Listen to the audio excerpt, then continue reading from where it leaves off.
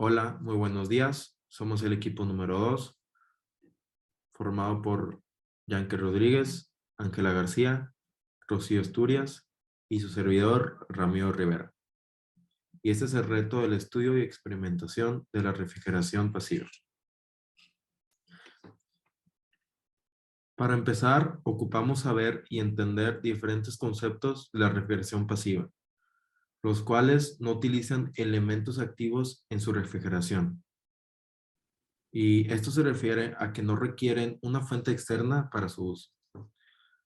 Este tipo de refrigeración es de suma importancia en diferentes áreas como la medicina y la ingeniería, y que, por ejemplo, se puede utilizar para la transportación de diferentes materiales medicinales, alimentos, productos agrícolas y, en general, cualquier material u objeto que ocupe permanecer en temperatura constante y en ciertas condiciones de humedad.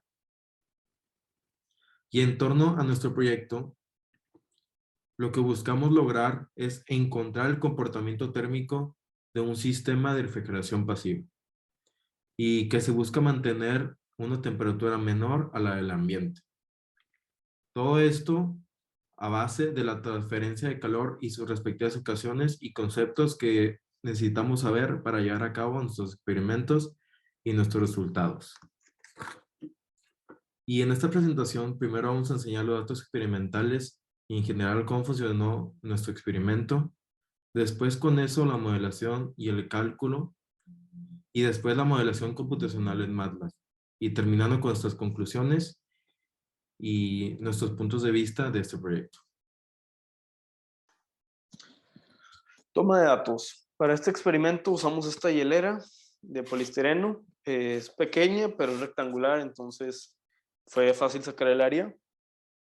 Luego usamos esta báscula con una capacidad máxima de 500 gramos. Ahí tenemos una imagen del lado derecho superior, que es el peso del sistema completo, 416 gramos.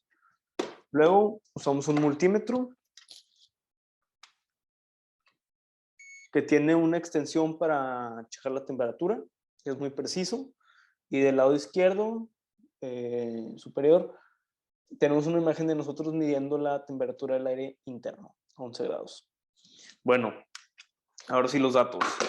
El peso del hielo lo tenemos en kilogramos, es 0.1784 kilogramos o 178 gramos. Temperatura del hielo, todas las temperaturas en centígrados, la temperatura del hielo en cero, temperatura de la pared externa, que viene siendo esto, 18 grados centígrados, la del aire interno, 11 grados centígrados, y la de la pared interna, 14 grados centígrados. Bueno, el experimento duró aproximadamente 8 horas, más o menos. Nuestro penúltimo dato es llegando casi a las 8 horas. 8 horas son 28.800 segundos. Y ahí el peso del hielo en gramos viene siendo 29 gramos.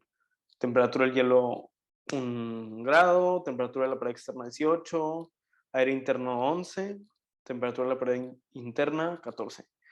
Y después de 10 horas, desde que inició el experimento, que son los 36.000 segundos, podemos ver que el peso del hielo ya era cero, la temperatura del hielo, bueno, del agua, llegó a ser 5 grados centígrados y lo que cambió también fue la temperatura del aire interno.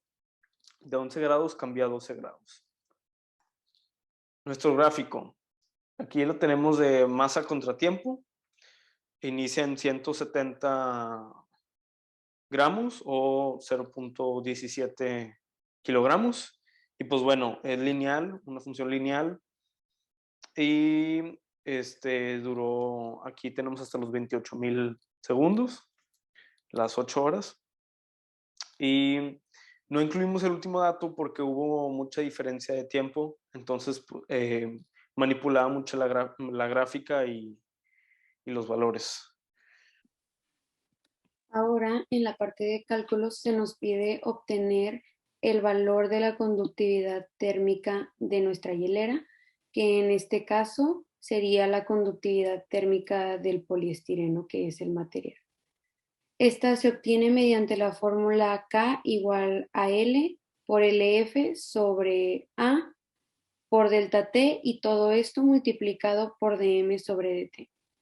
L es el grosor, LF latente de fusión, A es el área, delta T la diferencia de temperaturas y dm sobre dt es la razón de cambio de la masa con respecto al tiempo. Entonces tenemos 0.01 metros por 334.000 joules sobre kilogramo sobre 0.0694 metros al cuadrado por 1 menos 18 centígrados y todo esto multiplicado por menos 5 por 10 a la menos 6. Con esto obtenemos el valor de K como 0.014 y este lo utilizamos para obtener el calor utilizando la fórmula K por A por delta T sobre L. Tenemos 0.014 que lo obtuvimos con la fórmula pasada, es la conductividad térmica, por 0.0694 por 18 menos 1 sobre 0.01. Con esto obtenemos un calor de 1.652. Ahora se nos presentan dos ecuaciones algebraicas para obtener el valor de las incógnitas M y MO. Por esto las convertimos en forma matricial y tomamos el valor de M y MO como X y Y respectivamente, donde M es la razón de cambio de la masa con respecto al tiempo y MO es la intersección en el eje Y.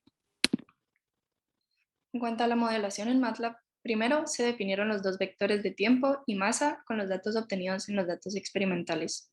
Luego se crearon otros dos vectores, lo cual era el tiempo al cuadrado y el tiempo por la masa. A partir de estos, se hicieron la sumatoria de los elementos de los cuatro vectores para poder luego crear la matriz A y B, las cuales están basadas en las ecuaciones algebraicas mencionadas anteriormente. Con esto, se podían entonces calcular las dos incógnitas, lo cual hicimos con el inverso de la matriz de A por la matriz de B.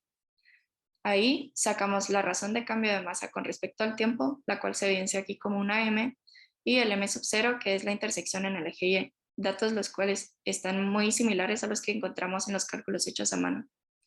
Luego de sacar todo esto, definimos las variables que ya teníamos en los datos experimentales como el grosor, el área y el delta T, para poder entonces sacar la constante de K en MATLAB. En MATLAB nos quedó 0.014, lo cual es similar a lo que nos había quedado en el dato experimental anterior. Por último, graficamos una gráfica de la masa con respecto al tiempo. Entonces, a partir de esto, nos dimos cuenta que la diferencia entre la constante teórica, la experimental y la modelada en la MATLAB no era grande, ya que la teórica fue 0.02 y las otras calculadas por nosotros eran 0.014. Asimismo, también nos dimos cuenta que el resultado positivo en ambos cálculos indicaba que el sistema absorbía calor, por lo que la temperatura interna va a aumentar con respecto al tiempo. Sin embargo, al tener las propiedades del unicel, este tardaba mucho en aumentar tan siquiera solo 1 grado. Por último, en cuanto a conclusiones, nos dimos cuenta que el sistema no se alejaba mucho de lo que era la teoría y los cálculos teóricos.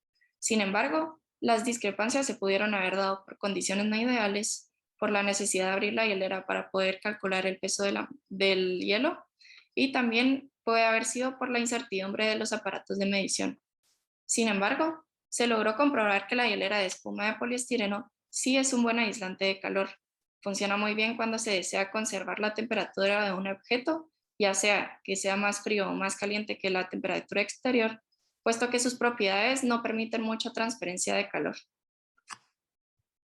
Estas son algunas de las referencias que utilizamos para nuestro proyecto.